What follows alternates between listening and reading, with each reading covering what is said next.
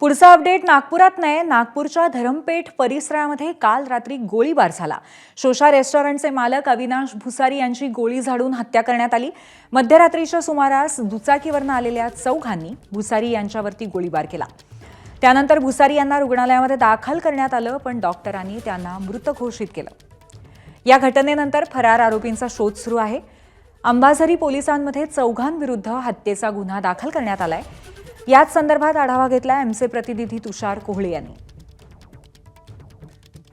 आणखी एका हत्याकांडाने नागपूर शहर हादरलेला आहे। अंबाझरी पोलीस स्टेशनच्या हद्दीमध्ये धरमपेठ भागामध्ये अविनाश भुसारी या तरुणावर 6 गोळ्या झाडून त्याची हत्या करण्यात आलेली आहे।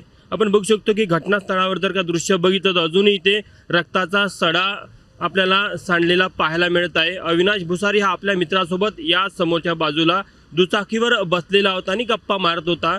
इथनं 2 दुचाकीवर 4 आरोपी आले आणि त्यांनी अविनाश भुसारीवर गोळीबार करायला सुरुवात केली। देशी कट्ट्यामधनं जवळपास 6 गोळ्या झाडल्याचं प्रत्यक्षदर्शींनी पोलिसांना सांगितलेलं आहे। पोलीस या संपूर्ण प्रकरणाचा तपास करत आहे। कुठेतरी जुन्या वैमनस्यातनं ही हत्या झाली असावी असा एक अंदाज व्यक्त केला जात आहे। संपूर्ण परिसरातील CCTV पोलीस तपासत आहे आणि नेमके आरोपी कोण याचा शोध घेत आहे। अंबाझरी पोलिसाचं DB पथक आणि नागपूर गुन्हे शाखेचे पथक या संपूर्ण प्रकरणातील जे आरोपी आहेत 4 त्यांचा शोध घेण्याचा प्रयत्न करत आहे। मात्र निश्चित या संपूर्ण घटनेने परत एकदा नागपूर शहराला हादरून सोडलेलं आहे।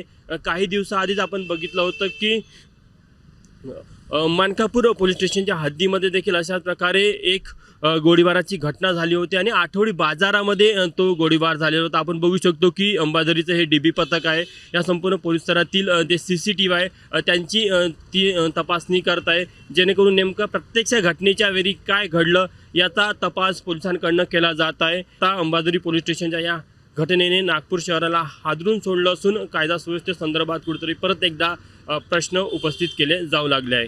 कॅमेरामॅन मिथुन आत्मनेसह तुषार कोहळे, ABP माझा, नागपूर। ABP माझा, उघडा डोळे बघा नीट।